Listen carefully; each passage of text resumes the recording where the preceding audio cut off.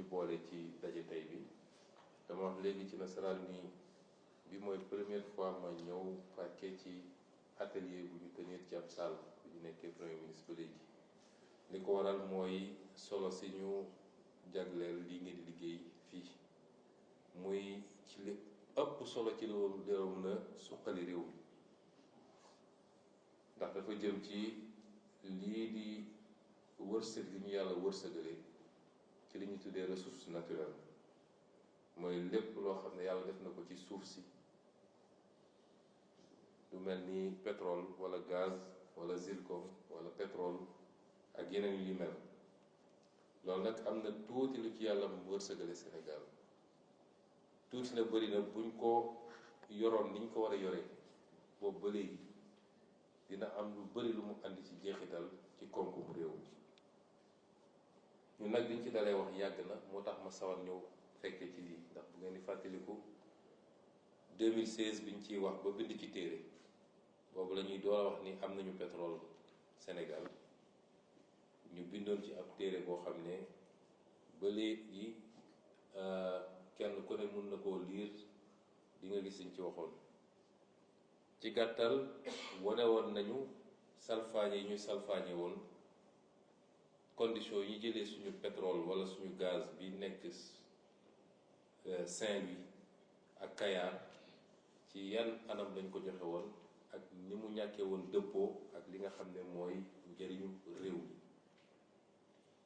loolu nag boobu léegi ñu ngi ci léeg-léeg ñu dégg ñu ne ñoom de waxoon nañu pétrole be gaz waaye déggatuñ leen ñoo ngi ci ba léegi tey lañ ci gën a nekk te am na lu ñu samp ci ndigalu président de la république fële ci primature mu ciy liggéey mun naa leen wax ni ci biir yu gàtt am na lu ñu jot a defagum ci lu mel ni cimenterie yi am na lu ñu def ci mbirum phosphate te pare nañ ko daanaka am na lu ñu sumb ci wàllu pétrole ak gaz te gëm naa ni yooyu yëpp buñ ko paree dina am lu bari lu muy jubbanti ci réew mi ci koom-koom réew mi ci alal guy dugg ci réew mi dafa fekk rek yooyu boo koy liggéey dafa àndul ak coow bu bari te ni ma ko bindee woon ci téere boobu dafa di secteur yu sensible yoo xam ne nga seqoog ñu am doole léeg-léeg ñu ngi koy seqal ñoom ay entreprise lañu waaye ñoo ëpp doole sax réew mi ci wàllu budget ci wàllu alal ba pare soqe ko ci ay réew yoo xam ne ay puissance lañu ay réew yu am doole muy secteur yoo xam ne tam niñ ko tëggee ak niñ ko encadré daf ci bëri loo xam ne amaana dina mujjee ci atte boo xam ne day génn réew bi atte international waaye lépp luñ ci waxoon rek ñoo ngi ci te bu soobee yàlla dinañ ci am résultat yu ne fan parce que constitution réew mi moo wax ne alalu réew mi ressource naturelle réew mi peuple sénégalais moo ko moom président moomu ko premier ministre moomu ko député moomu ko waaye dafa ne mboolem seen askanu Sénégal ñoo ko moom kon luñ ciy def rek dafa war a nekk njëriñu askanu Sénégal kon anam yooyu ñu ko joxe woon te li ci ñàkkoon bëri tey comité yi ñu teg primature mu ciy liggéey am na lu bëri lu mu feeñal lii nag su ma ko waxee mooy jëfin goo xam ne ci cadre li fi amoon ci code ak ci ay loi ba pare la doonte code yooyu baaxuloon ci réew mi te yàgg nañ ko wax waaye dañ cey teg leneen mooy ci niñ ko doon appliquer ñi fi nekkoon à tout niveau de responsabilité dañoo ñëwaat salfaañe code yooyu jalgati code yooyu ci anam yoo xam ne li ci Sénégal ñàkk kenn xamul lu mu toll kon premier axe bi mooy ñu fexe ba loolu ñu defoon te baaxul ci réew mi ñu xool buñ koy renégocier ak luñ ci mën a renégocier rek ba am luñ ci delloosi ci réew mi te yàlla xam na ni alal gu bëree bëri la gu takku ñaareel bi mooy code yooyu nga xam ni ñun jàpp nañ ni bañ koy def it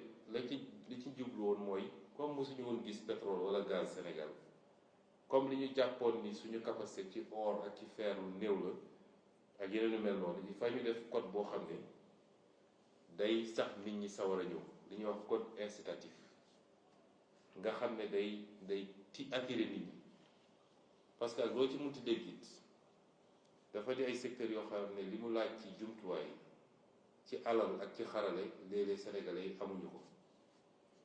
moo tax ñu ne pour xëcc nit ñi ñiy jóge bitim réew ñëw war cee mën a def seen alal bu bëri war a mën a andi xarale boo xam ne ñun amuñu ko faaw rek ñu créer condition yoo xam ne day favorable pour ñoom looloo andi woon code incitatif code attractif yi nga xam ne moo fi amoon bi ñu amee indépendance ba léegi waaye ñun dañu ne bi ñu demee ba yàlla may ñu ne découvrir nañ te bassin bi benn bassin la donc su dee lu mel ni pétrole ak gaz suñu découvrir ci bassin bi am nañu yaakaar ni lépp lu nekk ci bassin boobu xanaa profondeur la wala temps waaye bu ñu gëstoo dinañ ci gis boobu la ñu waroon taxaw nag daal di tëggaat code yi defaraat ko ba mu méngoog li gën ci code ci àdduna bi wax naa léegi exemple Norvège waaye boo demee ci pays du golfe bi nga xam ne pétrole ak gaz moo tax ci 30 ans ñu jóge ci désert bi nekk ci ay gratte-ciel tey noonu la ko américains yi defee noonu la ko keneen defee noonu la ko Russie defee ñu waroon nag taxaw tëggaat suñuy code ba mu méngoog les meilleurs standards ci àdduna bi loolu waroon nañ ko def depuis ay année 2015 ci suñu gis-gis bu gàtt balaa ñuy continuer di joxe des blocs à exploiter ndaje tey bi loolooy solo mooy tey ministre bi jël na initiative dajale fi borom xam-xam yu bëri ñii nekk ci état bi ñii nekk ci privé bi ñii nekk ci société civile bi ñii di suñuy partenaire pour ñu xalaat ci ni ñuy tëggaatee ci lu gën a gaaw code yooyu ba nga xam ne dina méngoog luy njëriñu Sénégal te du sànq njëriñu suñuy naataango suñuy nawle yi nga xam ne ñu ngi liggéey ak ñoom muy ñi ñëw di investir seen xaalis kon daje tey daje bu am solo la monsieur le ministre ñu ngi leen ciy jaajëfal di leen soññ bu baax ngeen farlu ci liggéey bi te am yaakaar ni fii ak ay fan yu néew fii ak fukki fan gën saa gudd lii ngeen di liggéey tey dina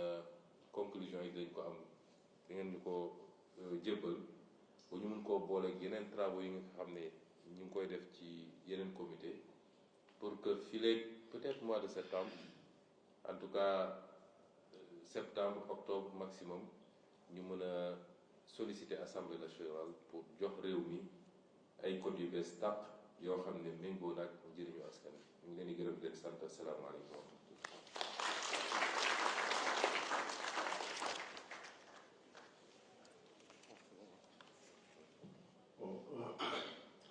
Monsieur le Président, ñu ngi lay sant bu baax di la gërëm peut-être am nañu engagement yu bëri ñu bàyyi la nga dox ci yeneen yi ñu lay xaar ñun ñu nekk ci li ñuy xaar ba beneen incha allah.